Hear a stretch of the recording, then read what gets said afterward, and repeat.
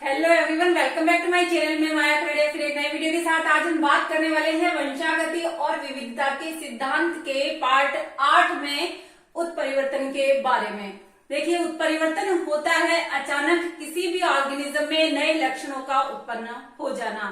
एकदम से नए लक्षण उत्पन्न होना, इसका मतलब है कोई जेनेटिकल चेंजेस, कोई जेनेटिकली कोई आनुवंशिक रूप से परिवर्तन होना, और ये होता है उत्परिवर्तन।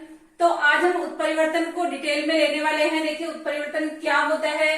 किसी जीव के अंदर अचानक नए लक्षण प्रकट होते हैं तो इसको हम उत्परिवर्तन कहते हैं। सर्वप्रथम उत्परिवर्तन के बारे में जो ह्यूगो डे व्रीज वैज्ञानिक थे, वैज्ञानिक ह्यूगो डे व्रीज, इन्होंने ऑइनोथोरा लैमार्कियाना जो प्लांट था, इस पर कार्य करते हुए उत्परिवर्तन शब्द काम में लिया।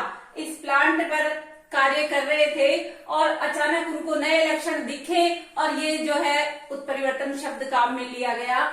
ऐसी प्रक्रिया जो डीएनए अनुक्रम में बदलाव ला दे। डीएनए का सीक्वेंस आपको पता है कि डीएनए किस तरह से बना हुआ है। डीएनए है इस तरह से स्ट्रक्चर में है। अब देखिए, इस डीएनए के ऊपर जीन्स उपस्थित होते हैं और इनमें किसी भी प्रकार का चेंजेस, जैसे कि संख्यात्मक, जैसे कि संरचनात्मक परिवर्तन यदि होता है तो जीन्स में परिवर्तन होता है, और जीन्स में परिवर्तन होता है तो नए लक्षण प्रकट होते हैं। कोई भी चेंजेस आ जाता है, बदलाव आ जाता है। तो ऐसी प्रक्रिया जो डीएनए अनुक्रम में बदलाव ला दे, बदलाव कर दे डीएनए सीक्वेंस में, तो इससे जीव के लक्षण प्रारूप और जीन प्रारूप, लक्षण प्रारूप और जीन प्रारूप यानी जीनोटाइप और फिनोटाइप में परिवर्तन हो जाएगा। जब किसी ऑर्गेनिज्म के जीनोटाइप और फिनोटाइप में परिवर्तन होता है, इसका मतलब है कि उसमें कई नए लक्षण परिवर्तित हो गए, नए चेंजेस आ गए। नए चेंजेस लाभदायक भी हो सकते हैं और हानिकारक भी हो सकते हैं। अब देखिए, किस किस तरह से ये परिवर्तन होता है। ये होता है गुणसूत्रीय उत्परिवर्तन और जीन उत्परिवर्तन। गुणसूत्रीय उत्परिवर्तन का मतलब होता है कि गुणसूत्र जो समजात गुणसूत्रों के जोड़े जीव में पाए जाते हैं, इन गुणसूत्रों के अंदर यदि संख्यात्मक और संरचनात्मक परिवर्तन होता है। संख्यात्मक का मतलब होता है जैसा कि कई कोशिकाओं में गुणसूत्रों की संख्या जो है पेयर्स में पाई जाती है, प्रत्येक कोशिका द्विगुणित होती है, और ये जो कई कोशिकाओं में द्विगुणन होता है, द्विगुणित होती है। जीनोम की 2 प्रतियां एक सेल में पाई जाती है, और यदि जीनोम की इन प्रतियों में किसी भी प्रकार का परिवर्तन हो जाता है, यदि इस 2n अवस्था से किसी भी प्रकार का जो है चेंजेस आता है, कोई परिवर्तन होता है, संख्या कम ज्यादा होती है, तो संख्या में कम ज्यादा से क्या होता है, विषम गुणिता उत्पन्न हो जाती है। संख्या में फेरबदल हो जाना यानी लक्षणों का बदल जाना। अब देखिए, संरचनात्मक का मतलब संरचना में चेंजेस। किनकी संरचना में? जीनों की जो व्यवस्था है इसमें बदलाव आ जाता है। और कैसे? या तो विलोपन के द्वारा, इनको हम डिटेल में लेंगे। द्विगुणन भी हो सकता है, स्थानांतरण भी हो सकता है, प्रतिलोमीकरण भी हो सकता है। तो गाइस, इनको एक एक को हम डिटेल में लेंगे। इससे पहले आप उत्परिवर्तन क्या है, सबसे पहले किसने इसके बारे में बताया, और इस प्रोसेस में डीएनए सीक्वेंस में परिवर्तन होता है, इसको उत्परिवर्तन कहते हैं। टाइप्स में गुणसूत्रीय उत्परिवर्तन, जीन उत्परिवर्तन। सबसे पहले गुणसूत्रीय उत्परिवर्तन संख्यात्मक और संरचनात्मक किस तरह से होता है, और इसको संख्यात्मक और संरचनात्मक को हम डिटेल में लेंगे। फिर जीन उत्परिवर्तन को डिटेल में लेंगे, तो आप इसको नोट डाउन कर लीजिए।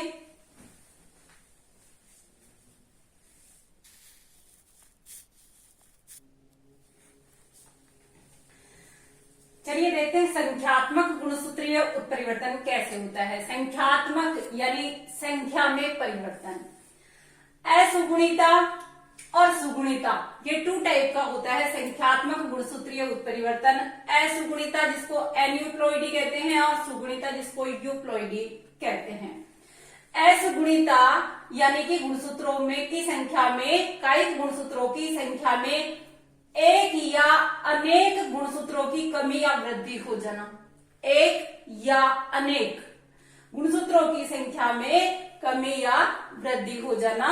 ये जो है जैसे कि 2n गुणसूत्रों की संख्या हमारे अंदर होती है, 2n में से एक क्रोमोसोम कम हो गया, इसका मतलब इसको कहेंगे एक सूत्र न्यूनता। तो उस गुणसूत्र पर जितने जीन उपस्थित थे उनके लक्षण प्रभावित होंगे और इसको हम कहेंगे एक सूत्र न्यूनता। देन इसके बाद अगर दो क्रोमोसोम्स कम हो गए, 2n-2 हो गया, ये कहलाएगी द्विसूत्र न्यूनता। इस पर जो गुणसूत्र संबंधित गुणसूत्र पर जीन थे उनके लक्षणों को प्रभावित करने का कार्य होगा इससे। इस तरह से है एकाधिसूत्रता। एकाधिसूत्रता का मतलब होता है एक क्रोमोसोम बढ़ जाना, एक क्रोमोसोम ज्यादा हो जाना और इसको कहेंगे एकाधिसूत्रता। और इससे एक्स्ट्रा में क्रोमोसोम का आना, एक्स्ट्रा में क्रोमोसोम का आना, इसका मतलब है कि जो है गुणसूत्र पर उपस्थित जीन एक्स्ट्रा में है तो उनके संबंधित लक्षण नए प्रकट होंगे। इस तरह से दो क्रोमोसोम जुड़ जाना, 2n+2 वाली कंडीशन में दो अधिक क्रोमोसोम जुड़ गए, द्विअधिसूत्रता ये कहलाएगी। और इन पर संबंधित क्रोमोसोम पर जीन जो है आएंगे तो नए लक्षणों को जन्म देंगे। इस तरह से उत्परिवर्तन जो है क्रोमोसोम्स की संख्या में परिवर्तन से होता है। संख्या में परिवर्तन और किस तरह से होता है देखिए, सुगुणिता यानी कि गुणसूत्रों की जितनी मूल संख्या जीव में विद्यमान है, गुणसूत्रों की जितनी मूल संख्या जीव में विद्यमान है, इस मूल संख्या के गुणज में परिवर्तन होना। इनके जो मूल संख्या जीव में विद्यमान है इसके बराबर गुणसूत्रों की संख्या में वृद्धि या कमी, जितने जैसे 2n गुणसूत्रों की संख्या होती है द्विगुणित होती है, द्विगुणित जो संख्या होती है गुणसूत्रों की मूल संख्या के गुणज में परिवर्तन होता है तो क्या होगा, जैसे n 2n है तो 3n हो जाना, 4n हो जाना, इसके गुणज में परिवर्तन होना, मूल संख्या के गुणज में परिवर्तन होना, ये जो होता है सुगुणिता में होता है। गुणसूत्रों की संख्या किस तरह से बढ़ती है, अब देखिए बहुगुणिता में क्या होता है। बहुगुणिता, जब किसी जीव में गुणसूत्रों के दो से अधिक सेट पाए जाते हैं, दो से अधिक सेट पाए जाते हैं, तो दो से अधिक सेट का मतलब होता है कि गुणसूत्रों के सेट जो है ज्यादा हो गए और ये गुणसूत्रों के सेट का एक्स्ट्रा में उपस्थित होना नए लक्षणों को जन्म देता है। तो आप इसको नोट डाउन कर लीजिए ताकि बहुगुणिता जो स्व बहुगुणिता होती है, जो केवल पर्टिकुलर एक जीव में एक ही सेट के और सेट एक्स्ट्रा में आ जाते हैं, तो किस तरह से स्व बहुगुणिता होती है और किस तरह से संकरित जीव में पर बहुगुणिता होती है, वो मैं आपको क्लियर करती हूँ। आप इसको नोट डाउन कीजिए।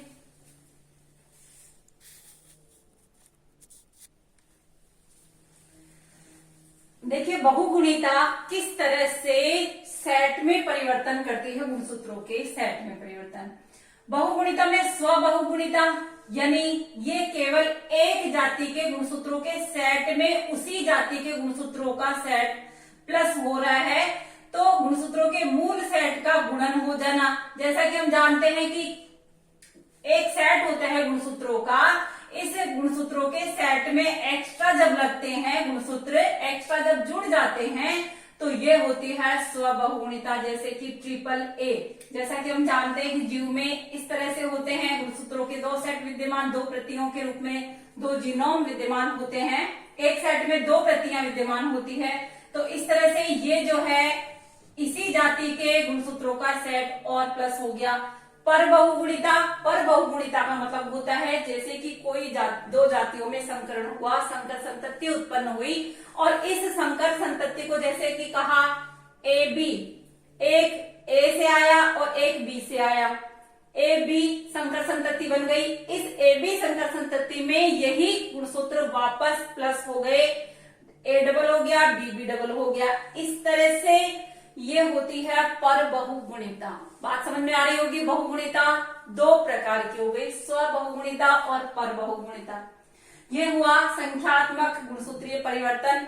अब संरचनात्मक गुणसूत्रीय परिवर्तन हम देखते हैं। संरचनात्मक गुणसूत्रीय परिवर्तन, इससे पहले आप इसको नोट डाउन कीजिए।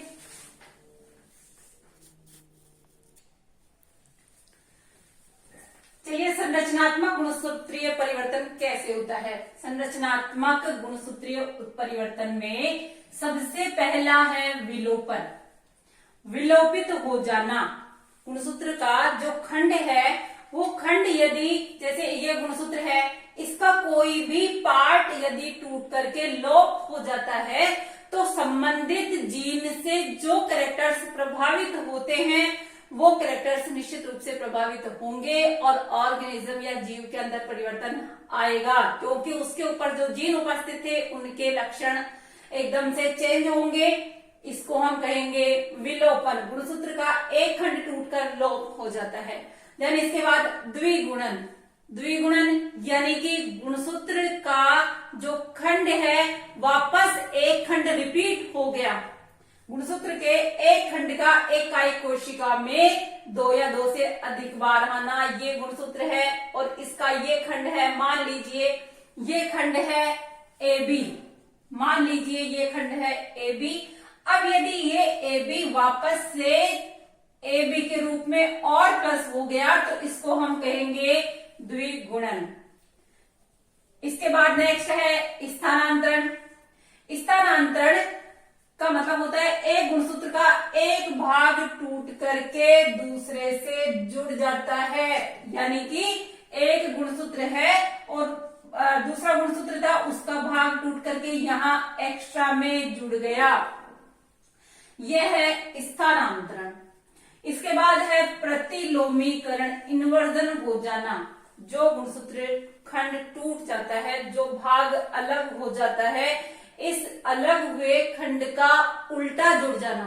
गाइस ध्यान रखिएगा, जीन्स उपस्थित है गुणसूत्र पर, टूटे हुए गुणसूत्र खंड का भिन्न क्रम में, क्रम चेंज हो गया, उल्टा हो गया, भिन्न क्रम में जुड़ जाना, इसको हम कहेंगे प्रतिलोमीकरण। इसके बाद नेक्स्ट है जीन उत्परिवर्तन, जिसको हम पॉइंट म्यूटेशन भी कहते हैं। डीएनए या आरएनए के बेस पेयर्स में यदि किसी तरह का बदलाव आता है, नाइट्रोजन क्षारकों में किसी तरह का परिवर्तन होता है तो वो कहलाता है जीन उत्परिवर्तन। डीएनए या आरएनए की रासायनिक संरचना में परिवर्तन, न्यूक्लियोटाइड्स बेस पेयर में बदलाव, जैसे कि मैंने कहा न्यूक्लियोटाइड के बेस पेयर में किसी तरह से बदलाव आता है तो ये होता है जीन उत्परिवर्तन। पॉइंट म्यूटेशन भी इसको कहते हैं। आप इसको नोट डाउन कर लीजिए ताकि इसका और क्लियर करें।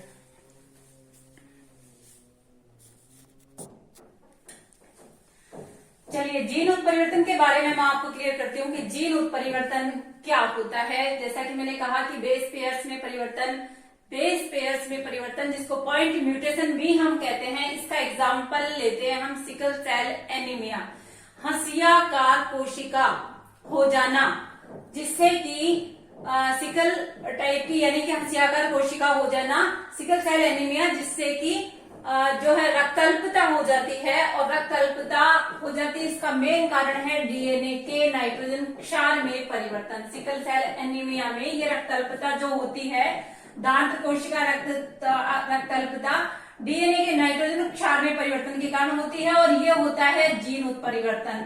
ये 2 टाइप का होता है, संक्रांति और अनुप्रस्थता, यानी कि ट्रांजिशन और ट्रांसवर्जन। ट्रांजिशन देखिए क्या होता है, जैसा कि आपको पता है कि डीएनए के निर्माण में नाइट्रोजन क्षारक काम आते हैं। नाइट्रोजन बेस पेयर्स या न्यूक्लियोटाइड्स होते हैं। इन बेस पेयर्स में परिवर्तन को हम जीन उत्परिवर्तन कह रहे हैं। प्यूरिन और पिरिमिडिन जो नाइट्रोजन क्षारक पाए जाते हैं, एक प्यूरिन का यदि दूसरी प्यूरिन में परिवर्तन हो जाता है तो इसको ट्रांजिशन या संक्रांति कहते हैं। और यदि एक पिरिमिडिन की जगह कोई दूसरी पिरिमिडिन आकर ले लेती है तो निश्चित रूप से लक्षण चेंज होंगे और इसको भी हम संक्रांति कहेंगे। ये होता है ट्रांजिशन या संक्रांति, एक पिरिमिडिन से दूसरी पिरिमिडिन के द्वारा स्थान ले लेना। एक जो है दूसरा टाइप इसका अनुप्रस्थता या transversion. Adenine, guanine, cytosine, thymine, uracil जो भी है ये नाइट्रोजन क्षारक प्यूरिन और पिरिमिडिन, इनमें यदि प्यूरिन का स्थान पिरिमिडिन ले लेता है और पिरिमिडिन का स्थान प्यूरिन ले लेता है तो संबंधित लक्षण बदल जाएंगे और ये कहलाएगा ट्रांसवर्जन या अनुप्रस्थता। इसको हम कहेंगे एक प्यूरिन या का स्थान पिरिमिडिन ले ले या पिरिमिडिन का स्थान प्यूरिन ले ले, इसको हम कहेंगे अनुप्रस्थता। अब बात करते हैं कि इन उत्परिवर्तन से जो लक्षण पैदा होते हैं जीव में, क्या वे सारे लक्षण लाभदायक होते हैं? तो बच्चों ध्यान रखिएगा, सभी लक्षण लाभदायक नहीं होते हैं। कुछ लक्षण ऐसे होते हैं जो बहुत हानिकारक होते हैं, कुछ लक्षण बहुत अच्छे और लाभदायक भी होते हैं। इनके कौन से ऐसे कारण हैं जिसकी वजह से उत्परिवर्तन होते हैं? तो रासायनिक और भौतिक कारण होते हैं जो कि उत्परिवर्तन को जन्म देते हैं। और क्षार युग्म में यदि परिवर्तन होता है उसको हम फ्रेम शिफ्ट म्यूटेशन कहते हैं। इसके कारण पहले देखिए कि कौन कौन से रासायनिक और भौतिक ऐसे कारण होते हैं। रासायनिक कारक कौन से हैं, भौतिक कारक कौन से हैं?